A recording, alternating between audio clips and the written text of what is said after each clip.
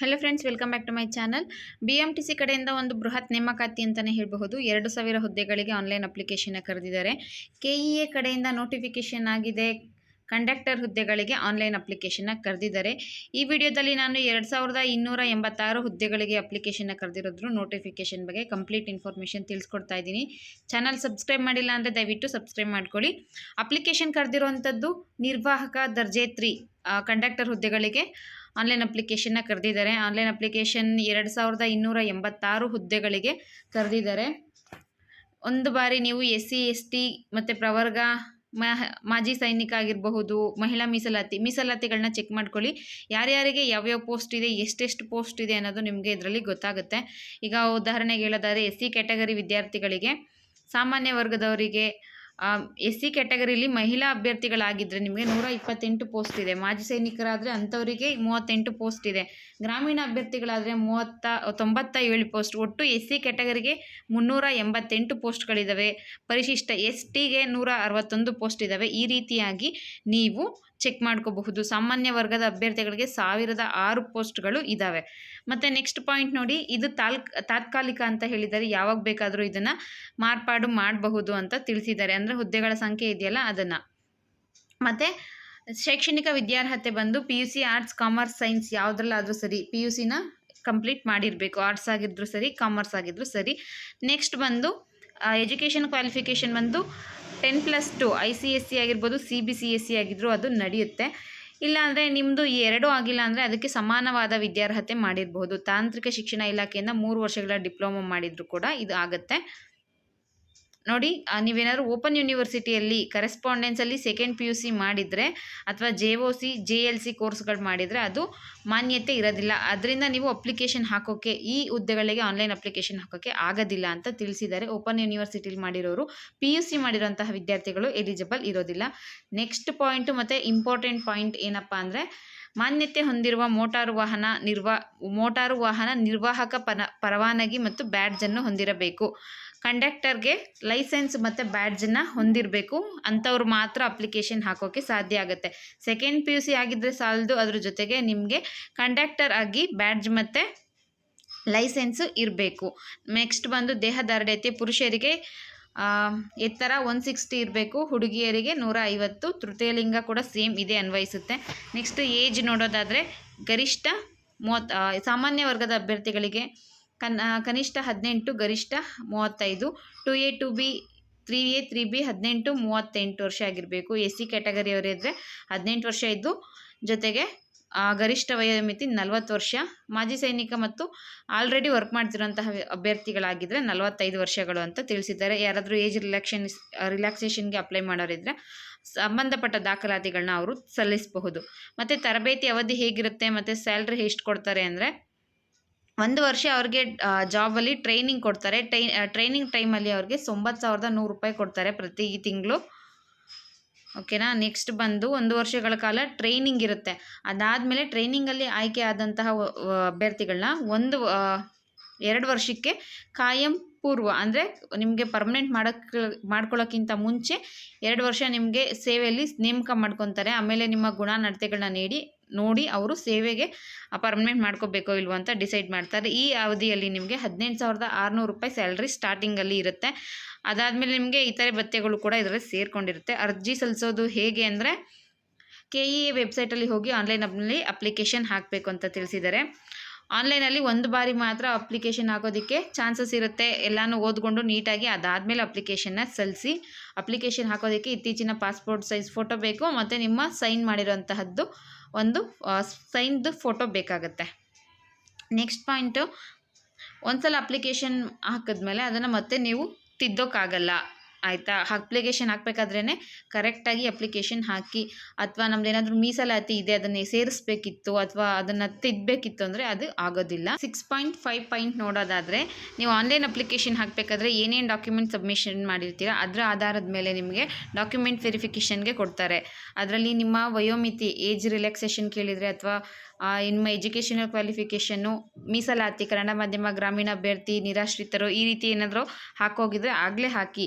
ಅದಾದಮೇಲೆ ನಿಮಗೆ ಹಾಕೋದಕ್ಕೆ ಯಾವುದೇ ಚಾನ್ಸಸ್ ಇರೋದಿಲ್ಲ. ಮತ್ತು ನಿಮಗೆ ಲಾಸ್ಟ್ ಡೇಟ್ ಅಪ್ಲಿಕೇಶನ್ ಹಾಕೋದಕ್ಕೆ ಲಾಸ್ಟ್ ಡೇಟ್ಗಿಂತ ಮುಂಚೆ ಈ ಎಲ್ಲ ಸರ್ಟಿಫಿಕೇಟ್ಗಳನ್ನ ನೀವು ರೆಡಿ ಮಾಡಿ ಇಟ್ಕೊಂಡಿರಬೇಕು ಅಂತ ತಿಳಿಸಿದ್ದಾರೆ.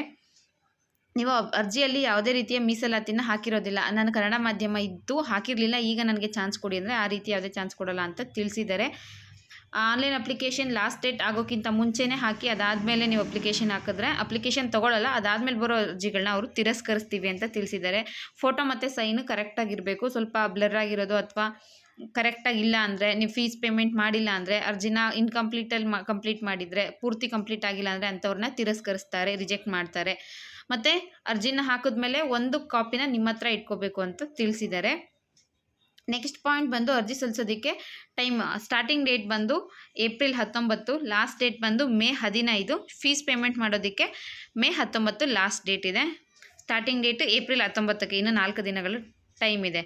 ನೆಕ್ಸ್ಟ್ ಬಂದು ಫೀಸ್ ಯಾರ್ಯಾರಿಗೆ ಎಷ್ಟಿದೆ ಅಂತ ನೋಡೋದಾದರೆ, ಸಾಮಾನ್ಯ ಅರ್ಹತೆ ಪ್ರವರ್ಗ 2A 2B 3A 3Bಗೆ 750 ರೂಪಾಯಿ ಇದೆ. SC ST ಪ್ರವರ್ಗ 1 ಮಾಜಿ ಸೈನಿಕ ಇಂತಹ ಅಭ್ಯರ್ಥಿಗಳಿಗೆ 500 ರೂಪಾಯಿ ಇರುತ್ತೆ. ಇದನ್ನು ಯಾವುದೇ ಕಾರಣಕ್ಕೂ ರಿಟರ್ನ್ ಮಾಡಲ್ಲ ಅಂತ ತಿಳಿಸಿದ್ದಾರೆ. ಫೀಸ್ ಪೇಮೆಂಟ್ನ ಆನ್ಲೈನ್ ಮುಖಾಂತರನೇ ಮಾಡಬೇಕು. ಅದು ಬಿಟ್ಟು ಬೇರೆ ರೀತಿ ಪೇಮೆಂಟ್ ಮಾಡೋಕ್ಕೆ ಆಪ್ಷನ್ ಇರೋದಿಲ್ಲ. ಶುಲ್ಕ ಪಾವತಿಗೆ ಫೀಸ್ ಪೇಮೆಂಟ್ ಮಾಡೋದಕ್ಕೆ ಏನಾದರೂ ಲಾಸ್ಟ್ ಡೇಟ್ ಇದೆ ಅಲ್ವಾ, ಅವತ್ತೇನಾದರೂ ಸಾರ್ವತ್ರಿಕ ರಜಾ ಅಂತ ಘೋಷಣೆ ಆದರೆ ಅದ್ರ ಮಾರನೇ ದಿನ ಲಾಸ್ಟ್ ಡೇಟ್ ಇರುತ್ತೆ ಅಂತ ತಿಳಿಸಿದ್ದಾರೆ. ನೆಕ್ಸ್ಟ್ ಸೆಲೆಕ್ಷನ್ ಯಾವ ರೀತಿ ಮಾಡ್ತಾರೆ ಅಂದರೆ, ಸೆಲೆಕ್ಷನ್ ಮಾಡೋದಕ್ಕೆ ಕಾಮನ್ ಆ್ಯಪ್ಟಿಟ್ಯೂಡ್ ಟೆಸ್ಟ್ ಅಂತ ಮಾಡ್ತಾರೆ. ಈ ಎಕ್ಸಾಮ್ಸಲ್ಲಿ ಮಿನಿಮಮ್ 30% ಬರಬೇಕು. 30% ಬಂದರೆ ನೆಕ್ಸ್ಟು ಲೆವೆಲ್ಗೆ ಅವರು ಎಲಿಜಿಬಲ್ ಇರ್ತಾರೆ. 30%ಗಿಂತ ಕಮ್ಮಿ ಬಂತು ಅಂದರೆ ಅವರು ಎಲಿಜಿಬಲ್ ಇರೋದಿಲ್ಲ. ನೆಕ್ಸ್ಟ್ ಪಾಯಿಂಟ್ ನೋಡೋದಾದರೆ, ಆನ್ಲೈನ್ ಅಪ್ಲಿಕೇಶನ್ ಹಾಕಿದ್ಮೇಲೆ ಯಾವುದೇ ರೀತಿ ಡಾಕ್ಯುಮೆಂಟ್ ವೆರಿಫಿಕೇಷನ್ನ ಮಾಡಿರೋದಿಲ್ಲ. ಆನ್ಲೈನ್ ಅಪ್ಲಿಕೇಶನ್ ಹಾಕಿದ್ಮೇಲೆ ನಿಮಗೆ ಕಾಮನ್ ಆ್ಯಪ್ಟಿಟ್ಯೂಡ್ ಟೆಸ್ಟ್ ಇರುತ್ತೆ. ಅದರಲ್ಲಿ ಸೆಲೆಕ್ಷನ್ ಆದಂತಹ ಅಭ್ಯರ್ಥಿಗಳಿಗೆ 1 ಹುದ್ದೆಗಳಿಗೆ 5 ಜನ ವಿದ್ಯಾರ್ಥಿಗಳಂತೆ ವೆರಿಫಿಕೇಷನ್ಗೆ ಕರೀತಾರೆ. ಆ ಟೈಮಲ್ಲಿ ನಿಮಗೆ ಡಾಕ್ಯುಮೆಂಟ್ ವೆರಿಫಿಕೇಷನ್ ಆಗುತ್ತೆ. ಮತ್ತು ಈ ಕೆಲಸ ಮಾಡೋದಕ್ಕೆ ಏನೇನು ಮಾನದಂಡಗಳನ್ನ ಹೇಳಿರ್ತಾರೆ, ಅದಕ್ಕೆ ನೀವು ಎಲಿಜಿಬಲ್ ಇದ್ದೀರೋ ಇಲ್ವೋ ಅಂತ ಆ ಟೈಮಲ್ಲಿ ನಿಮಗೆ ಚೆಕ್ ಮಾಡ್ತಾರೆ. ವೆರಿಫಿಕೇಷನ್ ಕರೀತಾರಲ್ಲ ಆಗ. ಇದು ಹೇಗೆ ಕರೀತಾರೆ ವೆರಿಫಿಕೇಷನ್ಗೆ ಅಂತ ನೋಡೋದಾದರೆ, ನೀವು ಎಕ್ಸಾಮ್ ಅಟೆಂಡ್ ಮಾಡ್ತೀರಲ್ವ, ಅದರಲ್ಲಿ 75% ಪರಿಗಣನೆಗೆ ತಗೋತಾರೆ.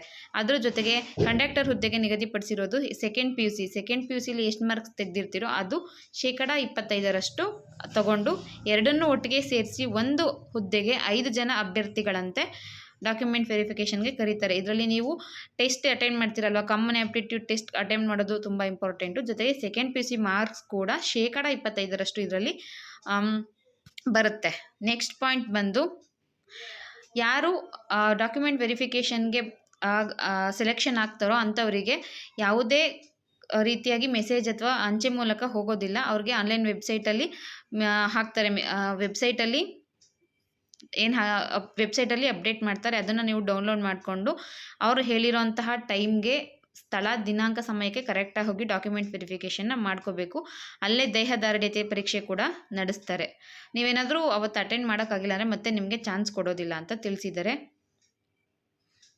ಡಾಕ್ಯುಮೆಂಟ್ ವೆರಿಫಿಕೇಷನಲ್ಲಿ ಪಾಸ್ ಆದಂಥವ್ರಿಗೆ ಮತ್ತು ದೇಹದಾರ್ಢ್ಯತೆ ಹೈಟು ಚೆಕ್ ಮಾಡ್ತಾರಲ್ಲ, ಅದರಲ್ಲಿ ಯಶಸ್ವಿಯಾಗಿ ಪಾಸ್ ಮಾಡಿದಂಥವ್ರು ಅಂತಹ ವಿದ್ಯಾರ್ಥಿಗಳು ಈ ಎರಡನ್ನು ಚೆಕ್ ಮಾಡಿ ಮತ್ತು ನೀವು ತಗೊಂಡಿರೋ marks, second P U C marks 2 ಸೇರಿ ಮೆರಿಟ್ ಆಧಾರದ ಮೇಲೆ ಹೈಯೆಸ್ಟ್ ಯಾರು ಬರುತ್ತೋ ಅಂಥವ್ರನ್ನ ಸೆಲೆಕ್ಷನ್ ಮಾಡ್ತಾರೆ. ಅದಕ್ಕೆ ಯಾವುದೇ ರೀತಿಯ ಸಂದರ್ಶನ, ಇಂಟರ್ವ್ಯೂ ಇರೋದಿಲ್ಲ. ಡಾಕ್ಯುಮೆಂಟ್ ವೆರಿಫಿಕೇಷನ್ ಇರುತ್ತೆ ಮತ್ತು ನಿಮ್ಮ ಟೆಸ್ಟು ಮತ್ತು second P U C marks 2 ಸೇರಿ ಮೆರಿಟ್ ಆಧಾರದಲ್ಲಿ ಸೆಲೆಕ್ಷನ್ ಮಾಡ್ತಾರೆ. ಇಂಟರ್ವ್ಯೂ ಏನೂ ಇರೋದಿಲ್ಲ ಅಂತ ತಿಳಿಸಿದ್ದಾರೆ. ನೆಕ್ಸ್ಟ್ ಪಾಯಿಂಟ್ ಬಂದು, ಸೆಲೆಕ್ಷನ್ ವಿಚಾರದಲ್ಲಿ BMTC ಅವ್ರು ಏನು ಡಿಸಿಷನ್ ತೊಗೊತಾರೆ ಅದೇ ಕನ್ಫರ್ಮು, ಅದೇ ಫೈನಲು. ಅದು ಬಿಟ್ಟು ಬೇರೆ ಯಾವುದೇ ರೀತಿ ನೀವು ಇದು ಮಾಡೋ ಅವಶ್ಯಕತೆ ಇರೋದಿಲ್ಲ. ನೆಕ್ಸ್ಟ್ ಪರೀಕ್ಷೆ ದಿನಾಂಕ, ಡಾಕ್ಯುಮೆಂಟ್ ವೆರಿಫಿಕೇಷನು, ದೇಹದಾರ್ಢ್ಯತೆ ಇದೆಲ್ಲನೂ ಒಂದು ದಿನ ಮಾಡ್ತಾರೆ. ಅದಕ್ಕೆ ಇನ್ಫಾರ್ಮೇಷನ್ ಏನೇ ಇದ್ದರೂ ಈ ವೆಬ್ಸೈಟಲ್ಲಿ ಹಾಕ್ತಾರೆ ಅಥವಾ KEAಯಲ್ಲಿ ಹಾಕ್ತಾರೆ. ಅದರಲ್ಲಿ ನೀವು ಆಗಾಗ ಚೆಕ್ ಮಾಡ್ತಾ ಇರಬೇಕು ಅಂತ ತಿಳಿಸಿದ್ದಾರೆ. ಇನ್ನು ಎಕ್ಸಾಮ್ಸ್ ಯಾವ ಥರ ಇರುತ್ತೆ ಅಂತ ಹಾಕಿದ್ದಾರೆ, ಅದು ಕೂಡ ಚೆಕ್ ಮಾಡ್ಕೊಳ್ಳಿ. ಎಕ್ಸಾಮ್ ಸೆಂಟ್ರ್ ಎಲ್ಲೆಲ್ಲಿರುತ್ತೆ, ಬೆಂಗಳೂರಲ್ಲಿರುತ್ತೆ, ಮೈಸೂರಲ್ಲಿರುತ್ತೆ, ಈ ಎಲ್ಲ ಜಿಲ್ಲೆಗಳಲ್ಲಿ ಎಕ್ಸಾಮ್ ನಡೆಯುತ್ತೆ. ಇದು ಆಫ್ಲೈನ್ ಎಕ್ಸಾಮ್ ಇರೋದು. ಎಕ್ಸಾಮ್ ಸೆಂಟ್ರಿಗೆ ಹೋಗಿ ಎಕ್ಸಾಮ್ ಅಟೆಂಡ್ ಮಾಡೋ ಥರ ಇರುತ್ತೆ. ಕಾಮನ್ ಆಪ್ಟಿಟ್ಯೂಡ್ ಎಕ್ಸಾಮ್ಸ್ ಇರುತ್ತೆ. ನಿಮಗೆ ಹಾಲ್ ಟಿಕೆಟ್ನ ಕೂಡ KEA ವೆಬ್ಸೈಟಲ್ಲಿ ಹಾಕ್ತಾರೆ. KEA ವೆಬ್ಸೈಟಲ್ಲಿ ಹೋಗಿ ಡೌನ್ಲೋಡ್ ಮಾಡ್ಕೊಬೇಕು. ಡೌನ್ಲೋಡ್ ಮಾಡ್ಕೊಂಡ್ಮೇಲೆ ನಿಮಗೆ ಯಾವ್ದಾದ್ರು ಒಂದು ಡಾಕ್ಯುಮೆಂಟ್ನ ತೊಗೊಂಡು ಎಕ್ಸಾಮ್ ಅಟೆಂಡ್ ಮಾಡಬೇಕಾಗುತ್ತೆ. ಪ್ಯಾನ್ ಕಾರ್ಡ್, ವಾಹನ ಚಲನ ಲೈಸೆನ್ಸ್ ಆಗಿರ್ಬೋದು, ಆಧಾರ್ ಕಾರ್ಡ್, ಪಾಸ್ಪೋರ್ಟ್, ಈ ರೀತಿ ಒಂದು ಡಾಕ್ಯುಮೆಂಟ್ಸ್ ಜೊತೆಗೆ ಹೋಗಬೇಕು. ಇನ್ನು ಪರೀಕ್ಷಾ ಮಾದರಿ ಹೇಗಿರುತ್ತೆ ಅಂದರೆ 100 ಮಾರ್ಕ್ಸ್ಗೆ 2 ಎಕ್ಸಾಮ್ಸ್ ಇರುತ್ತೆ. ಪತ್ರಿಕೆ 1, ಪತ್ರಿಕೆ 2 ಅಂತ ಇರುತ್ತೆ. ಪತ್ರಿಕೆ 1ರಲ್ಲಿ ಪ್ರೆಸೆಂಟ್ ಇರುತ್ತೆ, ಏನೇನು ನಡೀತಾ ಇದೆ ಅಂತೂ, ದೈನಂದಿನ ಗ್ರಹಿಕೆ ವಿಷಯಗಳು ಈ ರೀತಿಯಾಗಿರುತ್ತೆ. ಸೆಕೆಂಡ್ ಪೇಪರು ಸಾಮಾನ್ಯ ಕನ್ನಡ, ಸಾಮಾನ್ಯ ಇಂಗ್ಲೀಷ್, ಕಂಪ್ಯೂಟರ್ ಬಗ್ಗೆ ಇರುತ್ತೆ. ಇದ್ರ ಬಗ್ಗೆ ಈ ವಿವರದ ವೇಳಾಪಟ್ಟಿನ ವೆಬ್ಸೈಟಲ್ಲಿ ಹಾಕ್ತಾರೆ, ಅದನ್ನು ನೀವು ನೋಡ್ಕೋಬೇಕು. ಎಕ್ಸಾಮ್ ಬಂದು ಆಫ್ಲೈನ್ ಮಾದರಿ, ಆನ್ಲೈನ್ ಎಕ್ಸಾಮ್ ಇರೋದಿಲ್ಲ, ಆಫ್ಲೈನಲ್ಲಿ ಇರುತ್ತೆ ಅಂತ ಹೇಳಿದ್ದಾರೆ. ಮತ್ತು ನೆಗೆಟಿವ್ ಮಾರ್ಕ್ಸ್ ಇರುತ್ತೆ ಅಂತ ಹೇಳಿದ್ದಾರೆ. ಒಂದು ಕ್ವಶನ್ಗೆ 4 ಮಲ್ಟಿಪಲ್ ಚಾಯ್ಸ್ ಇರುತ್ತೆ. ಒಂದು ಸರಿ ಉತ್ತರನ ನೀವು ಆಯ್ಕೆ ಮಾಡಬೇಕಾಗತ್ತೆ. ಒಂದು ಪ್ರತಿ ತಪ್ಪು ಉತ್ತರಕ್ಕೆ 1/4 ಅಂದರೆ 1 ಮಾರ್ಕ್ಸ್ಗೆ 1/4 ಮಾರ್ಕ್ಸು ಹೋಗುತ್ತೆ ಅಂತ ತಿಳಿಸಿದ್ದಾರೆ. ಕನ್ನಡ ಭಾಷೆಯಲ್ಲಿ ಭಾಷಾಂತರದಲ್ಲಿ ಏನಾದರೂ ವ್ಯತ್ಯಾಸ ಕಂಡು ಬಂತು ಅಂದರೆ ನೀವು ಇಂಗ್ಲೀಷ್ ಮೀಡಿಯಮಲ್ಲಿರೋ ಕ್ವಶನ್ಗಳನ್ನ ನೋಡ್ಕೋಬೇಕು ಅಂತ ತಿಳಿಸಿದ್ದಾರೆ. ಇನ್ನು ಷರತ್ತಾಗಿ ಹಾಕಿದ್ದಾರೆ, ಭಾರತೀಯವನ್ನಾಗಿರಬೇಕು, ನೈತಿಕ ದುರ್ನಡತೆ ಇರಬಾರ್ದು, ಆ ರೀತಿಯಾಗಿ ಹಾಕಿದ್ದಾರೆ. ಅಭ್ಯರ್ಥಿಗಳಿಗೆ ಸೂಚನೆ ಅಂತ ಕೊಟ್ಟಿದ್ದಾರೆ. ಏನಪ್ಪ ಸೂಚನೆಗಳು ಏನಿರುತ್ತೆ ಅಂದರೆ, ನೀವೇನಾದರೂ ಮೀಸಲಾತಿ ಕೋರ್ತಿದ್ದೀರಾ ಅಂದರೆ ಆ ಎಲ್ಲ ಡಾಕ್ಯುಮೆಂಟ್ಸ್ನ ಕರೆಕ್ಟಾಗಿ ರೆಡಿ ಮಾಡಿ ಇಟ್ಕೊಂಡಿರ್ಬೋದು. ರೆಡಿ ಮಾಡಿ ಇಟ್ಕೊಂಡಿರಬೇಕು. SLC ಮಾರ್ಕ್ಸ್ ಕಾರ್ಡ್ ಆಗಿರಬಹುದು, ಪರಿಶಿಷ್ಟ ಜಾತಿ SC ST marks card, Kannada ಮಾಧ್ಯಮ ಸರ್ಟಿಫಿಕೇಟು, ಗ್ರಾಮೀಣ ಅಭ್ಯರ್ಥಿ ಸರ್ಟಿಫಿಕೇಟು, ಮಾಜಿ ಸೈನಿಕ ಆಗಿದ್ದರೆ ಆ ಸರ್ಟಿಫಿಕೇಟು, ಆಲ್ರೆಡಿ ವರ್ಕ್ ಮಾಡ್ತಾ ಇದ್ದರೆ NOCನ ತೊಗೊಂಡಿರಬೇಕು. ಮತ್ತು ಸೇವಾ ಪ್ರಮಾಣ ಪತ್ರ ಏನಾದ್ರು ವರ್ಕ್ ಮಾಡ್ತಿದ್ರೆ ಅಂಥ ಪ್ರಮಾಣ ಪತ್ರಗಳನ್ನ ತೊಗೊಂಡು ರೆಡಿ ಮಾಡಿ ಇಟ್ಕೊಬೇಕು ಅಂತ ತಿಳಿಸಿದ್ದಾರೆ. ಇದಿಷ್ಟು BMTC ಜಾಬ್ ನೋಟಿಫಿಕೇಷನ್ ಬಗ್ಗೆ ಇನ್ಫಾರ್ಮೇಷನು. ವಿಡಿಯೋ ಇಷ್ಟ ಆಗಿದ್ರೆ ಲೈಕ್ ಮಾಡಿ, ಶೇರ್ ಮಾಡಿ. Thank you for watching friends.